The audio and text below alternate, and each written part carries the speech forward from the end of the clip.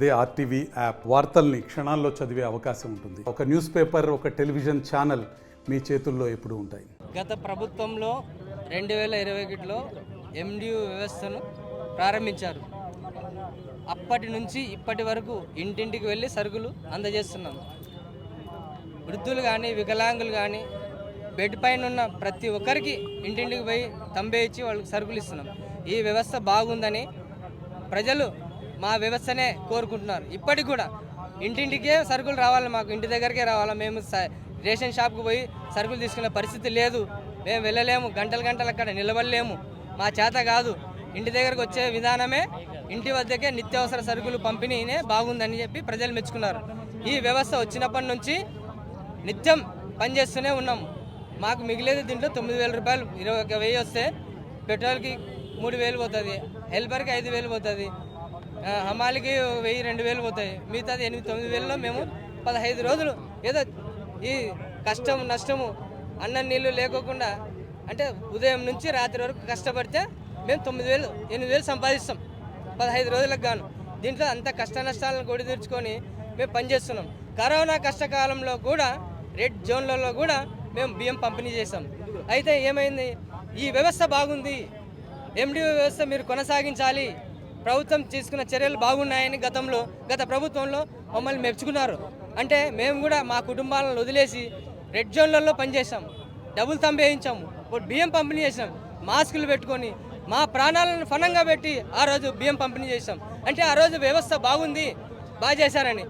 గత లాస్ట్ ఇయర్లో 2024 సెప్టెంబర్లో కూడా ఈ ఎండిఓ వ్యవస్థ బాగుంది. విజయవాడలో వరద బాధితులకు మాకు 3 జిల్లాల నుంచి మా ఎండిఓ ఆపరేటర్లు హెల్పర్లు పోయి రాత్రనక పగలనక నిద్ర తిండి అన్నీ మానేసి అందరికీ వరద బాధితులకు అందరికీ నిత్యావసర సరుకులు అందించడంలో ఎంత పని చేశారంటే అంత పని చేశారు. 1:30 గంటలకు రాత్రి మన ముఖ్యమంత్రి నారా చంద్రబాబు నాయుడు గారు ఈ వ్యవస్థ ఎండిఓ వ్యవస్థ బాగుంది, దీన్ని కొనసాగిద్దాము, మీ కడుపు కొట్టము, మేము ఎక్కడ మిమ్మల్ని ఉద్యోగం నుంచి తొలగించము, మీకు మేము అండగా ఉంటాము, ఎవరి మాటలు నమ్మొద్దండి మీరు దయచేసి అన్నారు. ఆ రోజు చెప్పిన మాటలు ఈ రోజు ఎందుకు చెప్పడం లేదు? అర్ధాంతరంగా మీ ఈ వ్యవస్థ ద్వారా నిత్యావసర సరుకులు పక్కదారి పడుతున్నాయని చెప్తున్నారు. ఇదైతే దీంట్లో ఏమాత్రం వాస్తవం లేదు. ఎందుకంటే సరుకులు అందిస్తున్నాం, ఇంటి వద్దకే వెళ్ళి సరుకులు అందిస్తున్నాం. అది మాకు ఇచ్చిన బాధ్యత అని మేము మా బాధ్యతను పూర్తి చేసుకుంటూ ప్రతిరోజు మేము పనిచేస్తున్నాం. మా బాధ్యతలు మా వ్యవస్థలు ఎక్కడైనా ఎవరైనా తప్పు చేస్తుంటే వాళ్ళని శిక్షించండి, ఆ వ్యవస్థను ఎవరైనా తప్పు చేస్తుంటే వాళ్ళు శిక్షించండి. అలాంటిది మొత్తం వ్యవస్థలను మొత్తం తీసేస్తామంటే మేము ఒప్పుకునేది లేదు. మాకు ఉద్యోగ భద్రత కల్పించాలి, అది ప్రభుత్వ బాధ్యత. అది గుర్తు చేస్తున్నాము. ఎందుకని అంటే 4.5 సంవత్సరాలుగా పనిచేస్తున్నాము. తిండి తిప్పలను మాటేసి కేవలం 15 రోజులు మాత్రమే పనిచేస్తామనేది కాదు, 15 రోజులు ఎంత పనిచేస్తాం, ఎంత కష్టపడతాం. ఉదయం 6 గంటల నుంచి పనిచేస్తే రాత్రి 10 వరకు పనిచేస్తాం. అయితే మా వ్యవస్థను కొనసాగించాలి. అగ్రిమెంట్ ప్రకారం మాకున్న అగ్రిమెంట్ ప్రకారం 2027 జనవరి వరకు మమ్మల్ని కొనసాగించాలి. ఆ తర్వాత కూడా ప్రభుత్వంలోని ఏదో ఒక శాఖలో మమ్మల్ని ఉద్యోగులుగా నియమించి మాకు ఉద్యోగ భద్రత కల్పించి మా కుటుంబాలను ఆదుకునే బాధ్యత కూటమి ప్రభుత్వానిదే.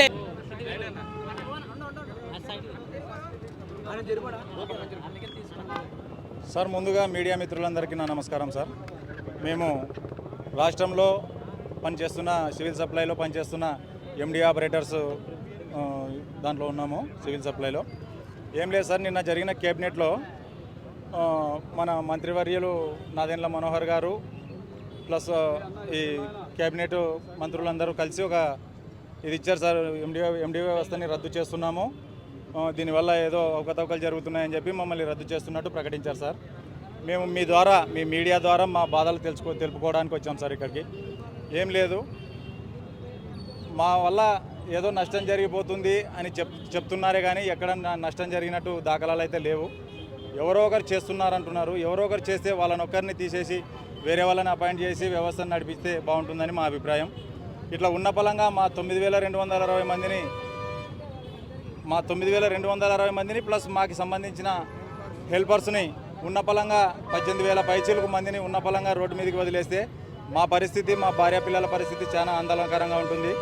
దయచేసి ఈ మాటను వెనక్కి తీసుకుంటూ రాష్ట్ర ప్రభుత్వం మమ్మల్ని కొనసాగించేలా నిర్ణయం తీసుకోవాలని మేమందరం వేడుకుంటున్నాం సార్. మాకు 2027 జనవరి నెల వరకు మాకు అగ్రిమెంట్ కూడా ఉంది. ఆ అగ్రిమెంట్ వరకు కొనసాగించి ఆ తర్వాత కూడా మాకు ఏదో ఒకటి ప్రత్యామ్నాయం చూపిస్తూ మాకు ఉద్యోగ భద్రత కల్పించాలని మేము గవర్నమెంట్ని మీ ద్వారా కోరుకుంటున్నాం. మరిన్ని వీడియోస్ కోసం ఛానల్ ని సబ్స్క్రైబ్ చేయండి, లేటెస్ట్ అప్డేట్స్ కోసం వాట్సాప్ ఛానల్ ని ఫాలో చేయండి అండ్ లింక్ డిస్క్రిప్షన్ లో ఉంది.